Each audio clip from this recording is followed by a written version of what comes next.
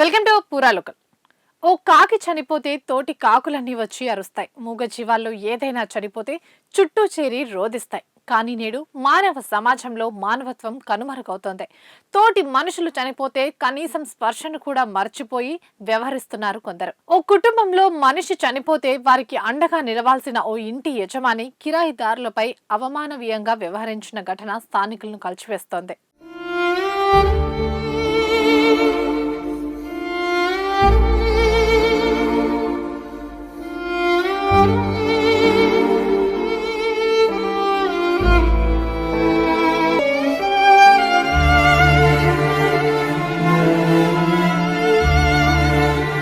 ఇదిగో ఇక్కడ బిక్కుబిక్కుమంటూ కాలం వేలతీస్తున్న ఈ కుటుంబం ప్రస్తుతం ఉంటుంది కరీంనగర్ మానేరు డ్యాం వద్ద ఉన్న శ్మశానంలో. ఈ కుటుంబం నగర శివారు చింతకుంట గాంధీనగర్ వాసులు. అనుకోకుండా వీరి ఇంట్లో విషాదం నిండింది. ఈ కుటుంబానికి చెందిన యువకుడు శ్రీకాంత్ ఆత్మహత్య చేసుకున్నాడు. దీంతో షాక్కు గురైన ఆ కుటుంబం ఓవైపు విషాదంలో మునిగి ఉన్న సమయంలో ఇంటి యజమాని అమానుషంగా వ్యవహరించాడు. తమ ఇంట్లో కిరాయి ఉంటున్న కుటుంబానికి చెందిన శ్రీకాంత్ మృతదేహాన్ని ఇంట్లోకి రానివ్వలేదు సరికదా, చావుకు సంబంధించిన ఏ కార్యక్రమం కూడా ఇక్కడ చేయొద్దంటూ ఆదేశించాడు. దీంతో తమ కుమారుని చివరి చూపు, సాంప్రదాయ కార్యక్రమాలకు కూడా అనుమతించకపోవడంతో బాధిత కుటుంబం కరీంనగర్ సప్తగిరి కాలనీ సమీపంలోని లోయర్ మానేరు డ్యాం శ్మశానాన్ని ఆశ్రయించింది. భార్య, 2 పిల్లలతో కలిసి శ్రీకాంత్ తండ్రి కాటిలోనే గత 6 రోజులుగా రోజువారీ కార్యక్రమాలు చేస్తూ అక్కడే ఉంటున్నారు.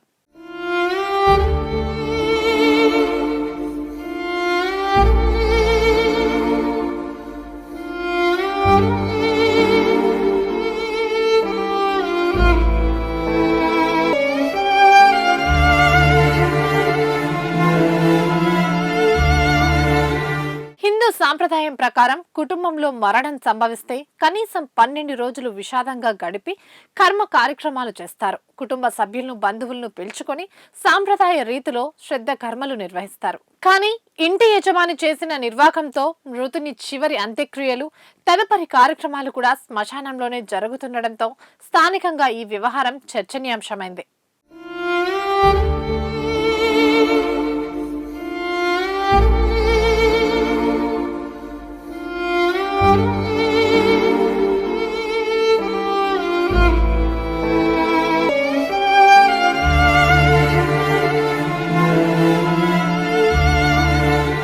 కుటుంబంలో విషాదం జరిగి ఒకవైపు, మరోవైపు మండు టెండల్లో శ్మశానంలో ఉన్న ఓ చిన్న గదిలో కొడుకు చిత్రపటాన్ని పెట్టుకుని కుమిలిపోతూ కుటుంబం కన్నీరు మున్నీరవుతున్నారు. కొడుకును కోల్పోయిన మాకు నీడ లేకుండా చేశారని వారు రోధిస్తున్న తీరు స్థానికులను కదిలిస్తోంది.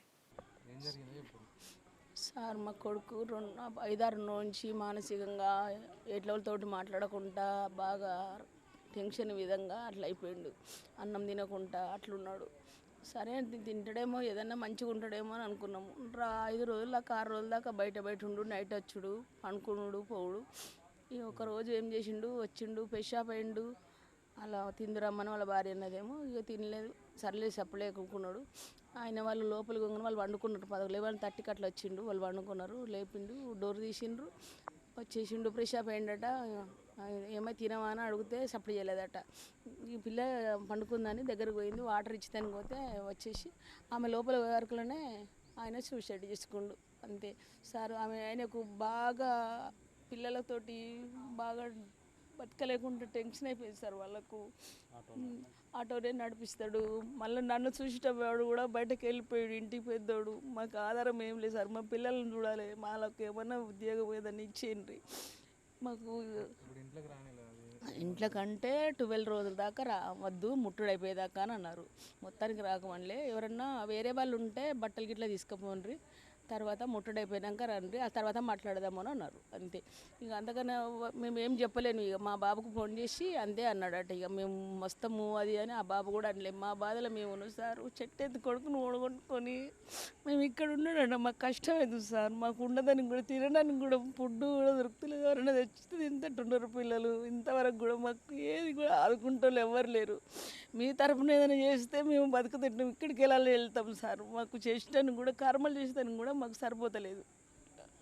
కనీసం కనికరం లేని ఈ ఘటన సమాజంలోని క్రూరత్వానికి అద్దం పడుతుండగా మరికొందరు వారికి అండగా నిలిచేందుకు శ్మశానానికి వస్తున్నారు. ఓ కుటుంబం శ్మశానంలో గడుపుతోందని తెలిసిన all India forward black state secretary Ambati Bojjireddy స్పందించారు. సాటి మనిషిపై ఉండాల్సిన కనీస కనికరం లేకపోవడంపై ఆయన తప్పుపట్టారు. బాధితులకు అండగా నిలుస్తామని భరోసా ఇచ్చారు. ఈరోజు సప్తగిరి కాలనీ దగ్గర ఉన్న శ్మశాన వాటికకి ఒక సంఘటన అనేది భయంకరంగా అనిపించింది. ఎందుకంటే వార్త చూసినప్పుడు శ్రీకాంత్ అనే అబ్బాయి సూసైడ్ చేసుకొని ఆర్థిక సమస్యల వలన చనిపోవడం, వాళ్ళ ఫ్యామిలీని ఆ ఇంటి కిరాయిదారులు ఎవరైతే ఓనర్స్ ఉన్నారో వాళ్ళు ఇంటికి రానియకపోవడం వల్ల వాళ్ళు శ్మశాన వాటికలోనే ఉండడం, రూపానే శ్రీకాంత్ భార్యకి 2 ఆడపిల్లలే. కానీ గవర్నమెంట్ కూడా ఎలాంటి చర్యలు చేపట్టకపోవడం కూడా చాలా బాధాకరమైన విషయం.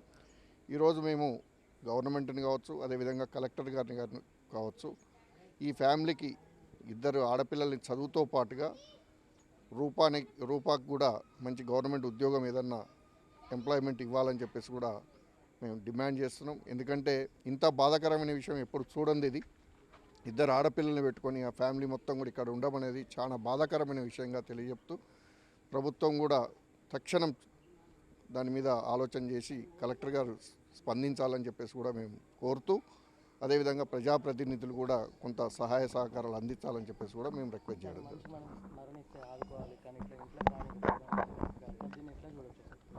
నిజంగా అది చాలా బాధాకరమైన విషయం. ఏదైతే ఇంటికి రాకపోవడం అంటే ఎప్పటికైనా ఎవరమైనా కూడా మానవుడు అనేవాడు ఎప్పటికైనా శ్మశాన వాటికి రావాల్సిన వాళ్ళమే. కానీ ఈ విధంగా ఇంటికి రానియకపోవడం ఓనర్స్ యొక్క బాధ్యతారహితమైన చర్య. ఎందుకంటే ఇది మంచి పద్ధతి కాదు. ఆ ఓనర్స్ అయినా ఇంకొకరు ఎవడైనా కూడా భూమి మీద పుట్టిన ప్రతివాడు గిట్టక తప్పదు. ఇవాళ ఇంట్లోకి రానియకపోవడం మాత్రం చాలా బాధాకరమైన విషయం. వాళ్ళపై చర్యలు కూడా చేపట్టాలి. ఎందుకంటే ఫస్ట్ మైండ్ సెట్ అనేది మార్చుకోవాల్సిన అవసరం కూడా ఉన్నది.